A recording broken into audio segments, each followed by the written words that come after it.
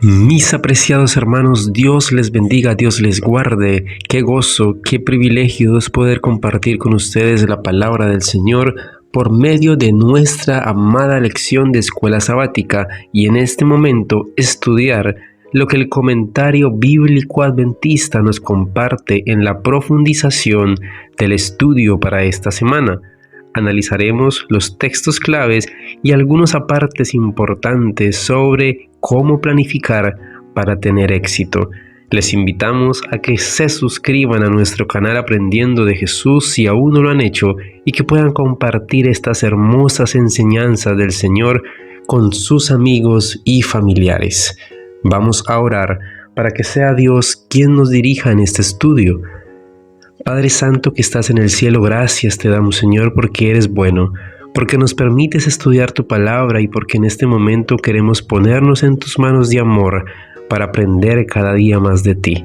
Bendice, oh Dios, en gran manera a cada una de las personas que escuchan este mensaje. En Jesús, amén. Génesis capítulo 2, versículo 15. Para que lo labrara y lo guardase. Habiendo preparado Dios una morada para el hombre, a quien había creado, lo colocó en ese huerto que era su hogar y le encomendó una misión bien definida, para que lo labrara y lo guardase. Esta orden nos enseña que la perfección con la cual salió la creación de las manos de Dios no excluía la necesidad de cultivar, es decir, el trabajo humano. El hombre había de usar sus facultades físicas y mentales para conservar el huerto en el mismo estado perfecto en que lo había recibido. El hecho de que el trabajo físico será una característica deleitosa de la tierra nueva indica que el trabajo no tuvo el propósito de ser una maldición. La comisión dada a Adán de guardar el huerto quizás sea una velada insinuación de que amenazaba el peligro de que le fuera arrebatado si no era vigilante. El verbo guardar significa custodiar, vigilar, preservar, observar. Ciertamente, parece irrazonable que se le pidiera a Adán que custodiara el huerto contra ataques de animales feroces, como algunos comentadores han interpretado este texto. En la tierra, antes de la caída no existía enemistad entre los animales mismos ni entre el hombre y sus bestias. El temor y la enemistad son los resultados del pecado. Por otro peligro, muy real, la presencia de Satanás amenazaba con arrebatarle al hombre su dominio sobre la tierra y su posición del huerto. Por otro lado, guardar el huerto quizás sencillamente sea un sinónimo de labrarlo. Tenemos entonces la seguridad de que Dios no hace nada que afecte al hombre sin informarle primero en cuanto a las intenciones divinas. Si Dios, que solo hace lo que es benéfico para el hombre, estimó necesario informarnos de sus propósitos, es seguro que debe haber mantenido informado a Adán del peligro que amenazaba a esta tierra. Primera de Timoteo 5:8 nos dice el comentario bíblico adventista: no provee. Algunos comentadores creen que esta frase incluye el sustento para los que estaban privados de protección mientras aún vivían aquellos de quienes dependían los ingresos del hogar. Otros piensan que Pablo se refiere a la padre de familia que debía hacer alguna provisión material para los suyos, de modo que su muerte no fuera causada de penurias económicas para los sobrevivientes. Los suyos, los relacionados de una u otra manera con el grupo familiar, en este contexto quizá se trate especialmente de las viudas. En los días de Pablo esto incluía a los siervos de la familia y a los parientes, los de su casa. Además de las viudas, Pablo incluye en este amplio círculo de responsabilidad a todos los parientes necesitados de los cuales debían cuidar sus más allegados. Esta práctica merece la plena aprobación de la Iglesia, pues todos deben pensar en el día cuando dependerán de otros si la muerte no interviene antes. Ha negado la fe.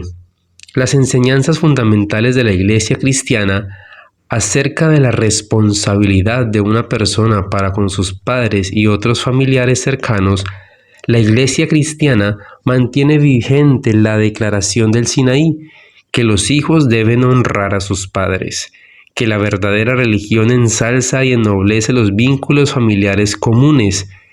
Profesar una religión basada en el amor desinteresado y sin embargo ignorar las responsabilidades que se tiene con los padres es una trágica inconsecuencia. Se manifiesta una falta de sinceridad en la profesión que se hace. Mientras Cristo colgaba de la cruz dio un ejemplo para todos los cristianos, pues con toda solicitud dispuso lo necesario para el cuidado de su madre. Incrédulo, como no pocos paganos consideraban que tenían el deber de cuidar a sus padres ancianos, si un cristiano no entendía las necesidades de su familia, llegaba a ser peor que un incrédulo. Colosenses 3:25. El que hace injusticia. Algunos entienden que estas palabras se aplican al siervo que no rinde un servicio completo, otros que se refieren al amo que trata mal a su siervo. Hay quienes consideran que es una declaración de alcances generales. En contra de la opinión de que es una amonestación al siervo, se hace notar que la declaración no hay acepción de personas, generalmente se aplica a quienes ocupan una jerarquía más elevada. Una comparación con Efesios 6:9 sugiere que la segunda opinión probablemente es la correcta. Génesis 39, versículo 2. Jehová estaba con José. Aunque José se encontraba en un país extranjero, abatido de la posición de hijo favorito de hogar rico a la condición social de esclavo, Jehová todavía estaba de su lado para bendecir y prosperar la obra de sus manos. Es el designio de Dios que los hombres del mundo, atraídos por la diligencia, la solicitud y la energía manifestadas por los fieles siervos de Dios en la tierra, aprendan de Él de esa manera. La confianza de Potifar en José aumentó mientras observaba las bendiciones del Dios de José sobre su propiedad en la casa y en el campo, con el resultado de que finalmente le entregó el manejo de todos sus asuntos personales. Evidentemente, José era atento, diligente y concienzudo en la realización de sus deberes en el hogar y también fiel y consagrado a los intereses de su amo. El éxito raras veces acompaña al negligente, al perezoso o al falto de principios, aunque se daba cuenta de que Jehová velaba sobre él. Debe haber sido una fuente de satisfacción para José saber que sus fieles servicios eran apreciados por su amo terrenal. La carrera cristiana. ¿No sabéis que los que corren en el estadio, todos a la verdad corren, pero uno solo se lleva el premio? Corred de tal manera que lo obtengáis. Todo aquel que lucha, de todo se abstiene. Ellos a la verdad para recibir una corona corruptible, pero nosotros una incorruptible. Pablo establece un agudo contraste en este pasaje, para avergonzar a los cristianos profesos que se realizan débiles esfuerzos y que defienden sus complacencias egoístas, y rehúsan colocarse mediante actos de abnegación y hábitos de estricta temperancia en una posición donde puedan vencer con todo éxito. Todos los que se anotaban en los juegos públicos estaban animados y estimulados por la esperanza de obtener un premio si tenían éxito. Asimismo, los cristianos tienen delante un premio que es la recompensa de la fidelidad hasta el fin de la carrera. Todos corren en la carrera, pero solo uno gana el premio. Los demás que van en busca de la perecedera corona de laurel están condenados al fracaso. No importa cuán cabal sea su preparación, cuán fervientes y decididos sean sus esfuerzos, la carrera cristiana es diferente. El santo más débil como el más fuerte pueden ganar la corona de gloria inmortal. Si son sinceros y experimentan privaciones y pérdida por amor de Cristo, si creamos apetitos que no son naturales y los complacemos en cualquier grado, violamos las leyes naturales y de ello resultará un debilitamiento físico, mental y moral. Así quedamos en desventaja para realizar los esfuerzos perseverantes, enérgicos y confiados que habríamos podido efectuar si hubiéramos permanecido fieles a las leyes de la naturaleza. Si dañamos un solo órgano del cuerpo, le robamos a Dios el servicio que podríamos prestarle. El apóstol nos llama la atención al cuidado y a la diligencia que se requerían para obtener la victoria en esos juegos antiguos. Exhorta a todos los que inician la carrera cristiana a poner en juego toda la diligencia posible para podernos así asegurar el éxito. La fuente de toda sabiduría, ¿quién será? Y Jehová te dé entendimiento y prudencia para que cuando gobiernes a Israel guardes la ley de Jehová tu Dios. Primera de Crónicas 22:12. Al adquirir la sabiduría de los babilonios, Daniel y sus compañeros tuvieron mucho más éxito que los demás estudiantes, pero su saber no les llegó por casualidad.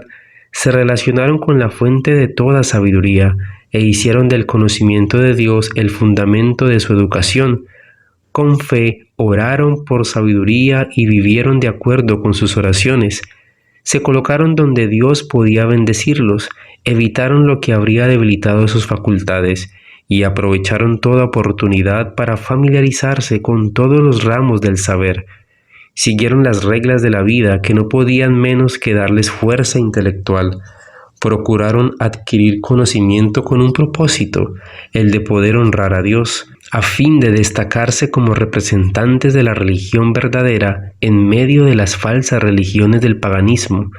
Necesitaban tener un intelecto claro y perfeccionar un carácter cristiano, y Dios mismo fue su maestro, orando constantemente, estudiando concienzudamente y manteniéndose en relación con el invisible.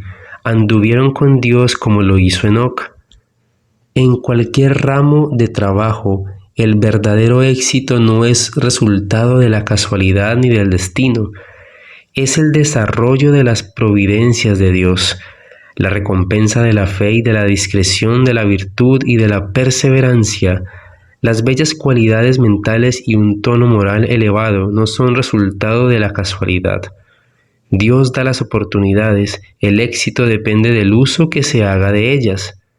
Su gracia no es dada para obrar en nosotros el querer y el hacer, nunca para reemplazar nuestro esfuerzo.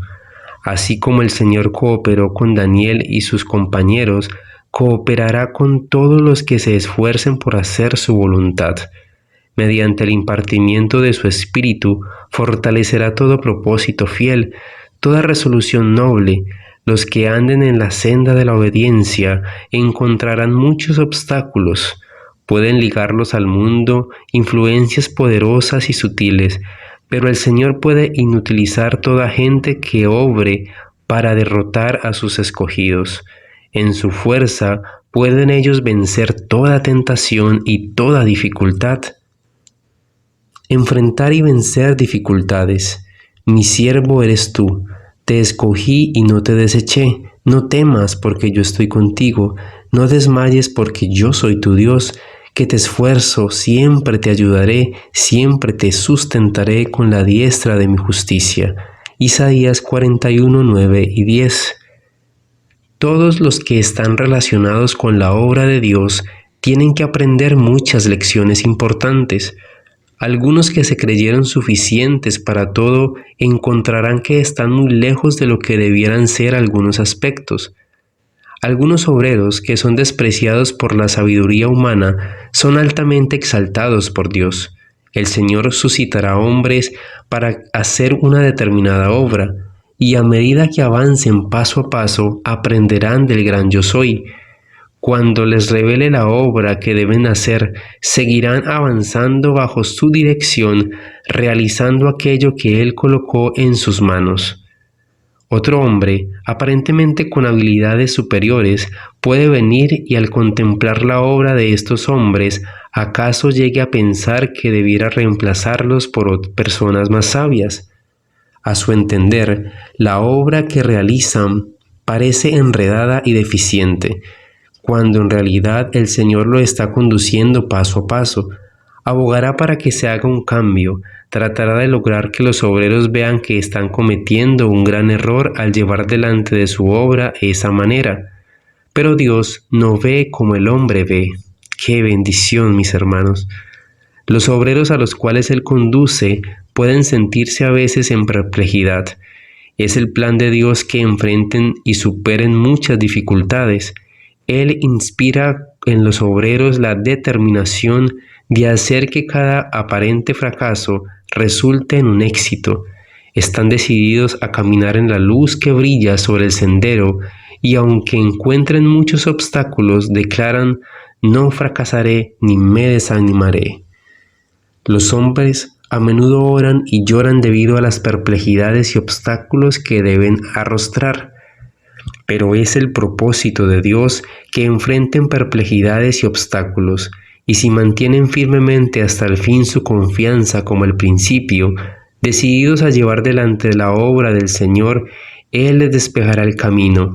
Los que luchen perseverantemente contra dificultades aparentemente insuperables tendrán éxito, y con el éxito vendrá también el más grande gozo. Dios está preparando a los hombres humildes y contritos para que lleguen a ser obreros valiosos. Les está dando una experiencia que la sabiduría humana no puede explicar. Él obra sobre las mentes mediante su propia sabiduría. Permite que aparezcan supuestos errores, a fin de que en forma inesperada el hombre de Dios pueda ser glorificado. Realiza su obra de acuerdo con sus métodos, consulta sus propósitos, no las teorías del hombre. El poder mediante el cual trabaja en el hombre es proporcional al fervor y a la sinceridad del individuo. En todo lo que Dios hace, busca el más elevado bien de aquellos que trabajan juntamente con Él. El poder de Dios revelado en la naturaleza y en nosotros. Porque las cosas invisibles de Él, su eterno poder y deidad, se hacen claramente visibles desde la creación del mundo, siendo entendidas por medio de las cosas hechas, de modo que no tienen excusa. Romanos 1:20. Al cultivar la tierra, el trabajador reflexivo descubrirá que se abren en él tesoros jamás soñados. Nadie puede tener éxito en los trabajos agrícolas o de la huerta si no presta atención a las leyes que entrañan. Es necesario estudiar las necesidades especiales de cada variedad de plantas. Las diversas variedades requieren terreno, cultivo diferentes, y la condición del éxito es la obediencia a las leyes que rigen a cada una. La atención requerida al trasplantar para que no se cambien de lugar ni amontonen siquiera las raíces más finas, el cuidado de las plantas tiernas, la poda y el riego, la protección contra la helada de la noche y el sol durante el día, el cuidado de mantener alejadas las malas hierbas, las enfermedades y las plagas de insectos, el arreglo de las plantas, no solo enseñan lecciones importantes en cuanto al desarrollo del carácter, sino que el trabajo mismo es un medio de desarrollo. Al desarrollar el cuidado, la paciencia, la atención a los detalles, la obediencia a la ley, se obtiene en una educación esencial. El contacto constante con el misterio de la vida y el encanto de la naturaleza, así como la ternura necesaria para cuidar esos hermosos objetos de la creación de Dios, tienden a vivificar la mente y refinar y elevar el carácter.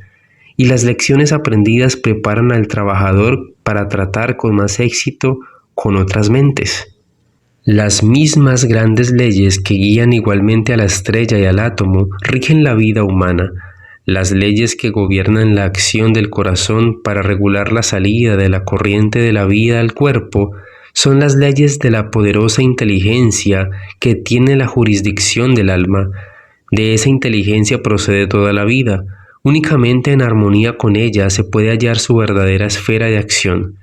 La condición para todos los objetos de su creación es la misma, una vida sostenida por la vida que recibe de Dios, una vida que se esté en armonía con la voluntad del Creador.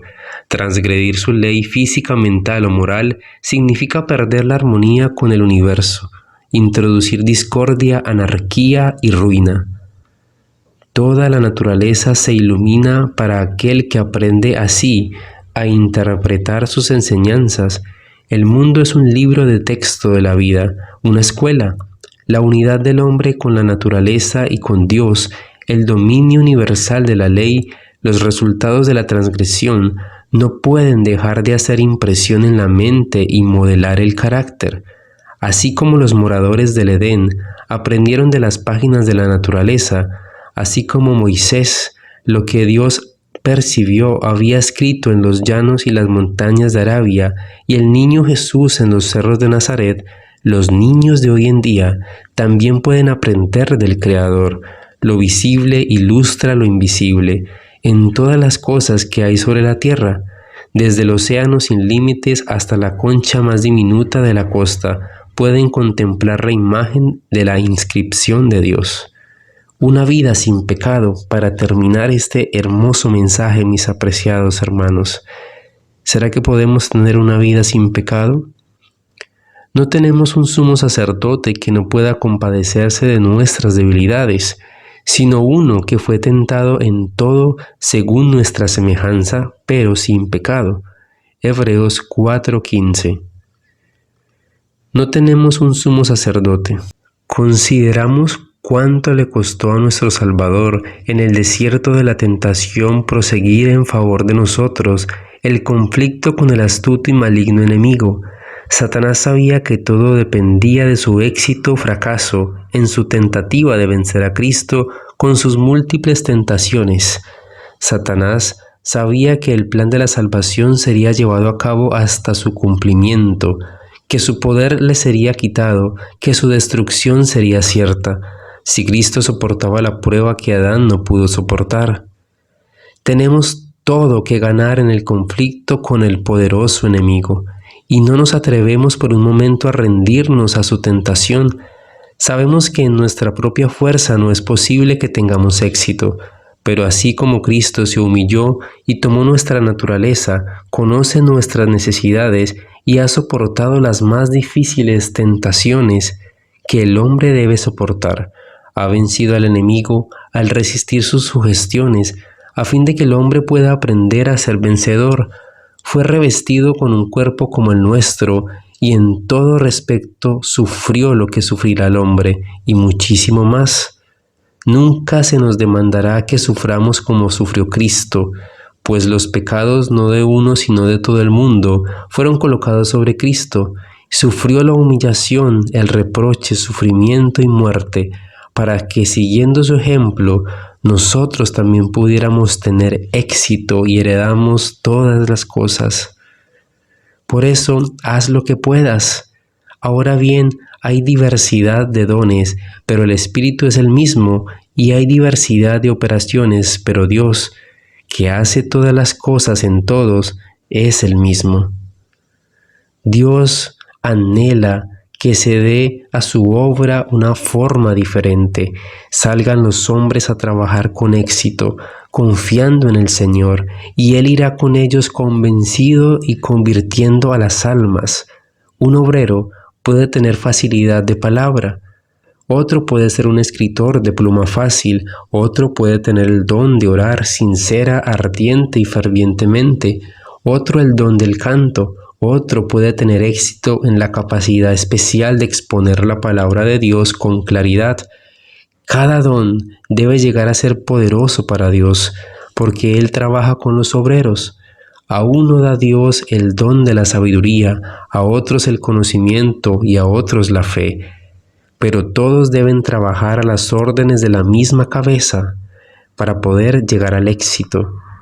La diversidad de dones conduce a una diversidad de operaciones, pero Dios es el mismo. Él es el que hace todas las cosas y planifica nuestro éxito. Entonces, Dios ciertamente bendecirá a los obreros que se dedican de todo corazón a la tarea.